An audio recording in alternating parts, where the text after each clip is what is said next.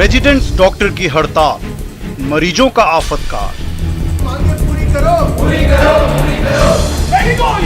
जिंदाबाद। अस्पतालों में चरमराई स्वास्थ्य सेवाएं। अंदर एक डॉक्टर बैठे हुए और इतनी सारी लाइन है, और उसमें भी पता नहीं कौन भी अंदर आके स्टाफ के है कहकर अंदर घुस जाते, और हम तो आधा घंटा पौन घंटा हो गया बैठे हैं। रेजिडेंट डॉक्टर्स की नीट पीजी सहित 8 सूत्रीय मांग। हम लगातार सरकार से रिक्वेस्ट करते रहे कि जल्दी से जल्दी काउंसलिंग करवाइए, लेकिन सरकार इसमें पूरी तरह उदासीन रही। वैकल्पिक इंतजाम में जुटा प्रशासन। मरीजों की आफत, कैसे मिलेगी राहत?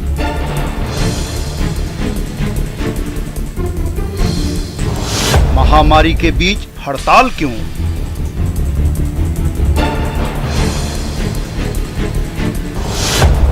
आफतकाल में हड़ताल। नमस्कार, दो टूक आप देख रहे हैं। मैं हूं आपके साथ सुमित गुप्ता, और आज बात आफतकाल में हुई हड़ताल की। नीट पीजी सहित 8 सूत्री मांग को लेकर प्रदेश में रेजिडेंट्स डॉक्टर्स हड़ताल पर चले गए हैं। रेजिडेंट डॉक्टर्स का कहना है कि वो नीट पीजी की काउंसलिंग जल्द करवाए जाने की मांग कर रहे हैं, और नया बैच नहीं आने के कारण पूरी जिम्मेदारी रेजिडेंट्स पर आ गई है। इस मामले को लेकर राज्य सरकार को 8 सूत्री मांग पत्र भी सौंपा गया, लेकिन इस मामले को लेकर कोई गंभीरता नहीं दिखाई गई। इसी कारण वो हड़ताल कर रहे हैं, मजबूरी है उनकी हड़ताल पर जाना। लेकिन बड़ा सवाल यह है कि 8 सूत्री मांगों में आर्थिक मुद्दे नहीं हैं, इसलिए मांगे पूरी होने में वक्त भी नहीं लगना चाहिए। आखिर कोरोना काल में मौसमी बीमारियों से परेशान मरीजों की मुश्किल कैसे कम होगी? कब अस्पतालों में व्यवस्था दुरुस्त होगी? कौन इसकी जिम्मेदारी लेगा? क्योंकि जिम्मेदार तो महारैली में व्यस्त है, उसकी तैयारियों में व्यस्त हैं। इन तमाम मुद्दों पर चर्चा करेंगे, और हमारे साथ कुछ मेहमान भी जुड़ेंगे।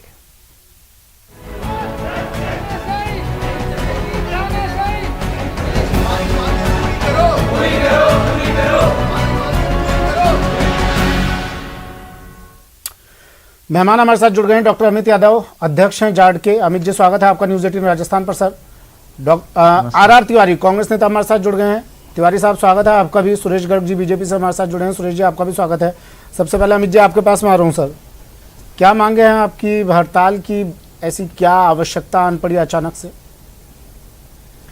सर, हमारी कोई खास मांगे नहीं है। हमारी सिर्फ जो भी मांगे हैं वो सारी मरीज हित के अंदर है। हमारी मांगे हैं कि हमें मैन पावर उपलब्ध कराया जाए।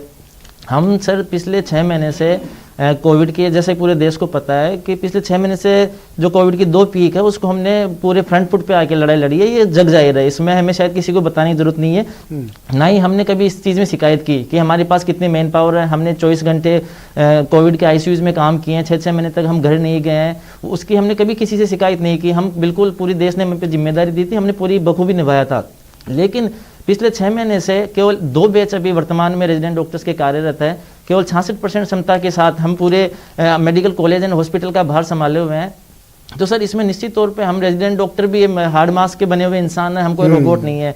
हमारी भी एक क्षमता होती है, उसके बियॉन्ड हम भी काम नहीं कर सकते। अगर उसके बियॉन्ड आप काम कराओगे तो निश्चित तौर पर मरीजों के साथ हमारी जो काउंसलिंग का प्रोसेस है या उसका ट्रीटमेंट में की क्वालिटी है वो निश्चित तौर पे बाधित होती है। हमारी यही डिमांड है कि हमें सर मैन पावर उपलब्ध कराया जाए। हमारी जिन समस्याओं से जो हमारा इतना अत्यधिक कार्यभार है मैन पावर की कमी की वजह से या सिस्टम की कुछ उसकी सिस्टम की वजह से, तो उनको ऐसा कुछ सिस्टम बनाया जाए जिनके वो वर्क प्रेशर जो थोड़ा डायल्यूट होए, और वो वर्क प्रेशर डायल्यूट होगा तो निश्चित तौर पर मरीज की क्वालिटी, उसके ट्रीटमेंट में हमारी क्वालिटी में इजाफा होगा। तो हमारी सिंपली बेसिक मांगे, हमने कोई आर्थिक मांग की नहीं है कि हमारी सैलरी बढ़ाओ, हमारे पैसे बढ़ाओ, ऐसी कोई मांग नहीं की हमने बिल्कुल जेन्युइन मांग की है हमारी। ठीक है, ठीक है। सुरेश गर्ग जी, क्या कोई समाधान नहीं निकल सकता था क्या? इनकी मांगों का कोई तरीका नहीं था क्या सरकार के पास? मैं अभी आपसे पूछूं, आप प्रमुख विपक्षी पार्टी हैं, क्या कोई रास्ता आपकी नज़र में है जो आप सुझा सके सरकार को? सुमित जी, निश्चित रूप से रास्ता सब है। सरकार अगर चाहे तो डॉक्टर्स की जो डिमांड है रेजिडेंट डॉक्टर्स की, उसको पूरा कर सकती है। लेकिन जो राजस्थान की सरकार है वो अपनी रैली के अंदर व्यस्त है। आने वाले दिनों में इनको रैली करनी है तो उसकी व्यवस्थाओं में लगे हुए हैं, तो वो रेजिडेंट डॉक्टर के ऊपर कहाँ पे ध्यान देंगे? आज रेजिडेंट डॉक्टर सड़क पे आ रहे हैं, स्ट्राइक हो रही है, आज आम जनता परेशान हो रही है। आम जनता के साथ इतना वो क्योंकि देखो अभी कोरोना गया नहीं है, अभी कोविड अभी है। कोविड के टाइम पे अगर रेजिडेंट डॉक्टर स्ट्राइक कर रहे हैं तो ये एक दुखदाई बात है। तो मैं राज्य सरकार से निवेदन, कांग्रेस से निवेदन करता हूं कि भाई जो इनकी मांगे हैं उनको तुरंत सुने।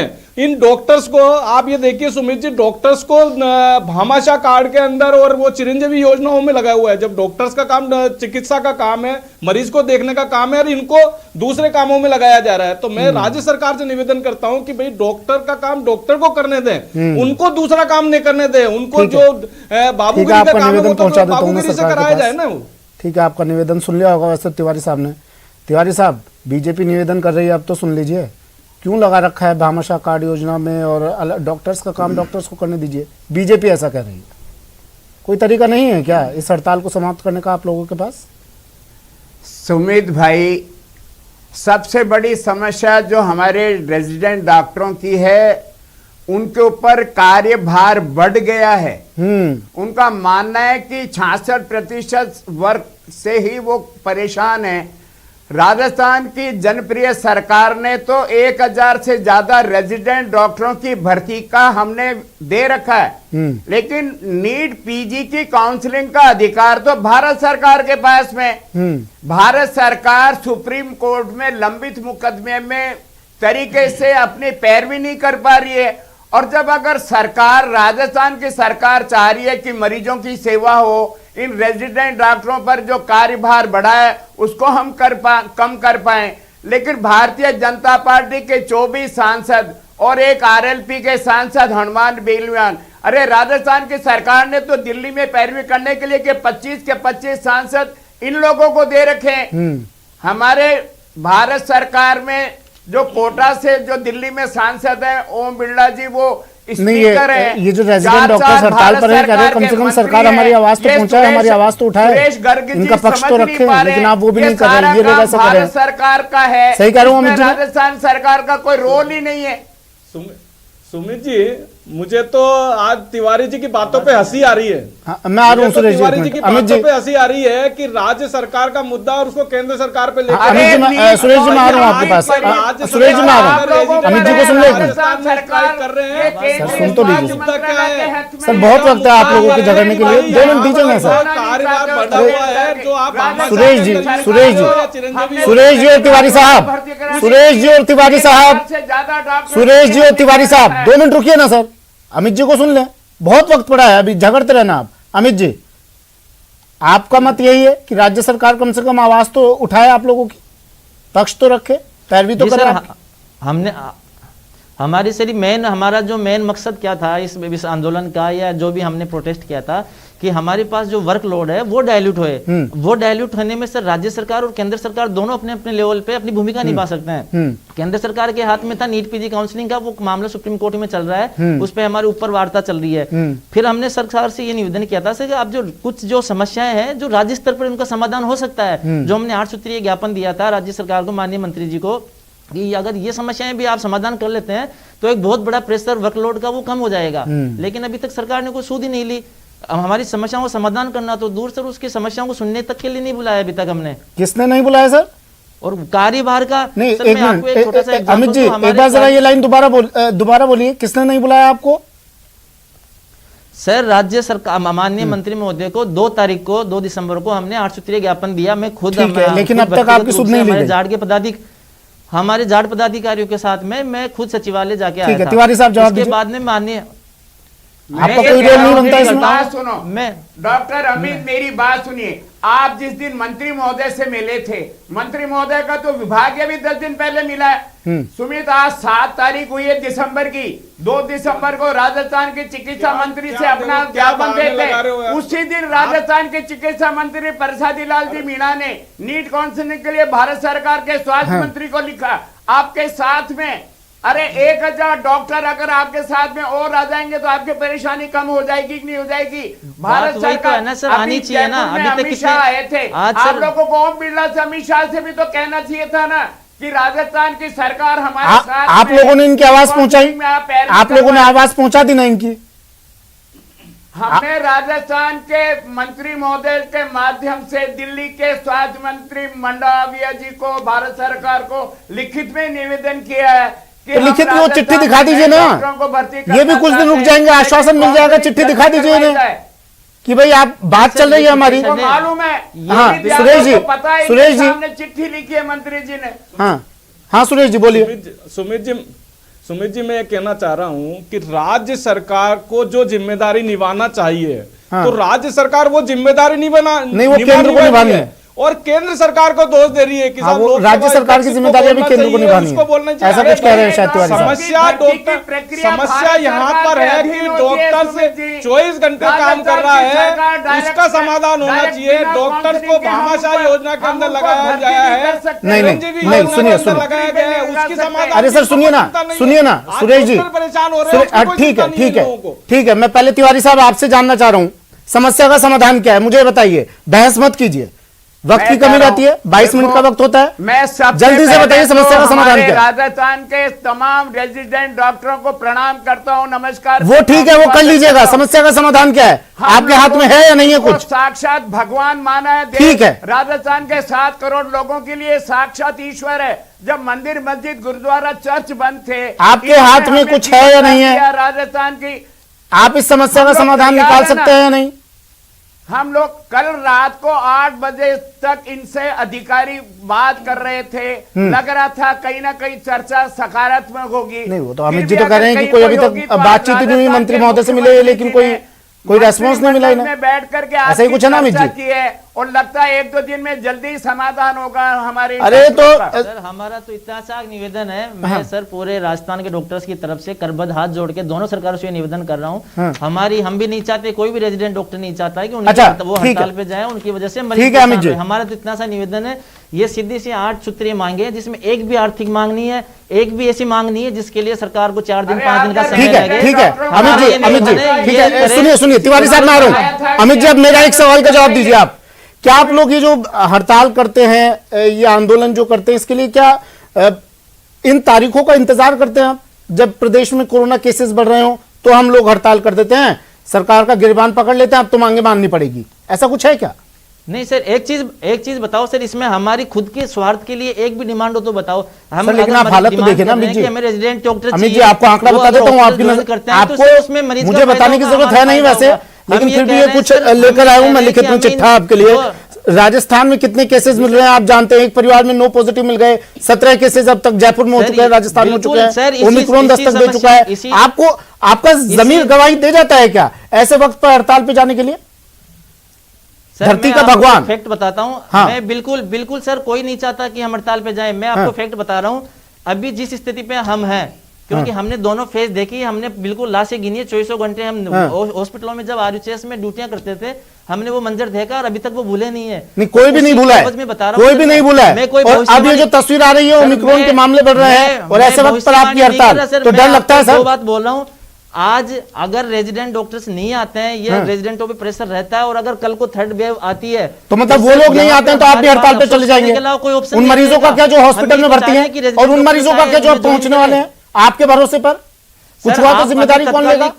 आप जो एक अल्पकालिक समस्या आपसे आप देख पा रहे हैं, एक जो दीर्घकालिक जो फायदा होगा वो हम देख रहे हैं सर। अगर अभी रेजिडेंट नहीं आते हैं चक्रों में, अच्छा दीर्घकालिक फायदे के लिए, दिन के बाद में अगर दीर्घकालिक फायदे के लिए अल्पकाल में किसी की जान जाती है तो जाए, नहीं क्यों जाए सर? राज्य सरकार संवेदनशीलता दिखाए ना सर। कैसे दिखाए? आप लोग तो हड़ताल पर हैं, टाइम लग रहा है, वक्त लगता है ना, हर चीज में वक्त लगता है। आप लोग तो हड़ताल पर हैं, आप लोग तो नारे लगा रहे हैं तानाशाही नहीं चलेगी। तानाशाही कौन कर रहा है? किसने की तानाशाही? तानाशाही नहीं हुई क्या सर? आप मरीज अगर राज्य सरकारों, सर आप लोग ओमिक्रॉन के मामले बढ़ रहे हैं और ऐसे वक्त पर आप हड़ताल करते हैं, तानाशाही सरकार कर रही है कि आप कर रहे हैं? सर तानाशाही ऐसे वक्त पर आपको सरकार के साथ कदम मिलाकर चलना चाहिए था। हम चाह रहे हैं रेजिडेंट डॉक्टर आए तो क्या वो उसमें हमारा नुकसान है, मरीजों का नुकसान है सर? ये बताइए आप। सर आप ये बताइए ना मुझे, ओमिक्रॉन के मामले जैसे बढ़े आपने तुरंत हड़ताल कर दी। हम चाह रहे हैं कि जो फालतू का बाबूगिरी वाला काम है वो हम नहीं तारीख और वक्त देख कर हड़ताल करते हैं, सीट्स बढ़ाई जाए जिसके लिए। नहीं तो सरकार अगर बात कर रही है तो वक्त लगता है ना सर, हर प्रोसेस में आप भी एक हिस्सा है ना उसी सरकार का। मैं इसमें एक भी डिमांड ऐसी नहीं है जिसके लिए वक्त लगे। ये तिवारी साहब के पहले के निकाले हुए आदेश है जो इम्प्लीमेंट नहीं हुए हैं सर। हम कोई नई डिमांड नहीं कर रहे हैं, फिर कह रहा हूँ सुमित भाई, हम कोई नई डिमांड नहीं कर रहे हैं कि हम हमारे लिए डिमांड है। प्रार्थना करते हैं रेजिडेंट डॉक्टर अपने इस समय पर जो ओमिक्रॉन का जो वायरस राजस्थान की राजधानी में आया है, राजस्थान में हम लोग मुख्यमंत्री जो हमारे जननायक है, उन्होंने संवेदनशीलता दिखाई है। हाँ। फिर भी हम ये कह रहे हैं कि राजस्थान के तमाम मेडिकल कॉलेजों में जहाँ बड़े हॉस्पिटल मैं हैं, सर हम आपको सीनियर एक डाटा डॉक्टर बताता के हूं। माध्यम से मैं मरीजों को यहाँ पे पूरा वैक्सीनेशन इलाज की संख्या करवाएंगे। कम क्यों होती लेकिन जा रही भारतीय है? जनता आज पार्टी पूरे के देश के समर्थित अंदर 62% मांगों को वैक्सीनेशन हो भारतीय चुका जनता है, पार्टी लेकिन के राजस्थान में 25 क्यों साल से 56% दिल्ली में वैक्सीनेशन हुआ है? ठीक है सर, वैक्सीनेशन का क्या करेंगे जब डॉक्टर्स ही नहीं मिलेंगे अस्पताल में? डॉक्टर्स ही अस्पताल में नहीं होंगे तो ऐसे वैक्सीनेशन का होगा क्या सर? अमित जी क्या बोल रहे हैं? नियुक्तियां दे सके। मैं सर आपको एक प्रैक्टिकल डाटा बताता हूं। जल्दी बताइए सर। माननीय सुप्रीम कोर्ट का भी ये आदेश है कि एक सप्ताह के अंदर एक वीक में 48 घंटे से ज्यादा किसी डॉक्टर को ड्यूटी नहीं करवाए। यहां तक कि अमेरिका जैसे जो विकसित देश है वहां पे भी यही होता है कि 48 घंटे से ज्यादा एक वीक में किसी भी डॉक्टर की ड्यूटी नहीं होनी चाहिए। लेकिन अभी मैं खुद का बता रहा हूं, एक सप्ताह के अंदर हम 70 से 100 घंटे ड्यूटी करते हैं, लेकिन हम उसकी कभी शिकायत नहीं करते। हम उस काम को एंजॉय करते हैं, मरीजों की सेवा को एंजॉय करते हैं। लेकिन उसके कई बार इतना प्रेशर होता है, पीक पे आता है। मैं आपको सर बताऊं, पिछले 4 साल या 5 साल के अंदर एसएमएस के अंदर कितने रेजिडेंट डॉक्टरों ने सुसाइड किया है और कितने रेजिडेंटों ने सुसाइड का कोशिश किया है। आपको शायद डाटा नहीं पता होगा, हमें पता है, लेकिन कोई मीडिया उसकी सूद लेने नहीं आती है, कोई भी राज्य सरकार उसकी सूद लेने नहीं आती है। क्या हम और इंतजार करें क्या रेजिडेंट वर्क प्रेशर में आके और सुसाइड करे? अब आम लोगों को क्या करना है सर? आपकी हड़ताल खत्म होने का इंतजार? सर ये राज्य सरकार निर्धारित करे सर, हमारी 8 सूत्रीय मांगे पूरी अच्छा, कर ले। आप तो अपनी सर मांग से काम नहीं को रोकने हटेंगे, के लिए आप कब से पीछे कदम तैयार नहीं हैं? हटाएंगे? हम पिछले 4 दिन से ये कह रहे हैं कि सरकार हमारी ये मांगे बिल्कुल जो मुझे बताइए ना जायज सर, मांगे हैं, जिसमें कहीं कोई आर्थिक नहीं है। धरती अगर के ये करें तो भगवान हम तो साहब, काम से काम पे आ जाएंगे। धरती के भगवान साहब, मुझे ये बताइए कि अपने लोगों को कहां अधर झूल में छोड़ रहे हैं आप? नहीं, अदरजूल में नहीं छोड़ रहे सर, हाँ। हम तो कह रहे हैं, हम तो हमारे स्टेट गाड़ी में लेके चलते हैं कि जैसे ही सरकार हमारी हमें आश्वासित कर दे, लिखित में आश्वासन दे दे, हम तो शाम से काम पे लौट जाएंगे। तब तक नहीं लौटेंगे काम पर आप, जब तक सरकार आपकी जब तक मांगे सर नहीं हमारी मानती ये है। बिल्कुल धरती के जायज मांगे भगवान नहीं है, साहब, क्योंकि हमें पता अगर ये धरती के भगवान, मैं आपसे बात कर रहा हूँ, नहीं है, जब तक आपकी मांगे नहीं मानी जाती है धरती के भगवान, तब तक आप काम पर नहीं लौटेंगे। धरती के भगवान सर धरती के भगवान सब ये कहने की चीजें होती है सर, हम इंसान अच्छा, ही कहने हैं, की हम भी चीज हाड़ होती मांस है। के इंसान है, हमारी भी क्षमताएं होती है सर। अच्छा। नहीं सर, हमें तो नहीं चाहिए सर ये धरती के भगवान वाला हाँ। टेक, हमें एक मानव की तरह ट्रीट किया जाए सर। हम एक मनुष्य हाँ। है, हमारी भी क्षमताएं होती है सर। हम ठीक है तिवारी साहब, इन्होंने तो मान लिया कि लोग इन्हें कहना बंद कर दे, धरती के भगवान नहीं है हम, अमित यादव, हमारी एक बस बात मांगे सुनो। पूरी कर दो, हम काम पर लौट आएंगे। जब तक मांगे पूरी नहीं होगी, लोग मरते हैं तो मरने दो, हमें उससे कोई बात नहीं। हम भगवान भगवान नहीं है, कह दिया है अमित जी ने कि भैया हमें ईश्वर का दर्जा मत दो, हमारी मांग पूरी करो। इंसान है, इंसान रहने दो। जिम्मेदारी दी है, हम उसको जो सालों से लोग बरसों से कहते आ रहे हैं दर्जा दिया था इन्हें, ये कह रहे हो दर्जा लेते हो, कल का लेते आज ले लो, मांगे पूरी कर दो बस। हमारी मांगे पूरी होगी क्या इनकी तिवारी साहब? के बात होगी, आपकी समस्याओं का निदान होगा, लेकिन हम कब ये होगा? चाहते हैं कि आप जनता की सेवा करें। अब तो इन्होंने कह दिया है, मत कहो धरती का भगवान, समस्याओं का निदान करो। ये साक्षात सर, हम भगवान बिल्कुल है, इंसान हमने है सर, किसी को बिल्कुल भगवान इंसान देखा है। नहीं देखा।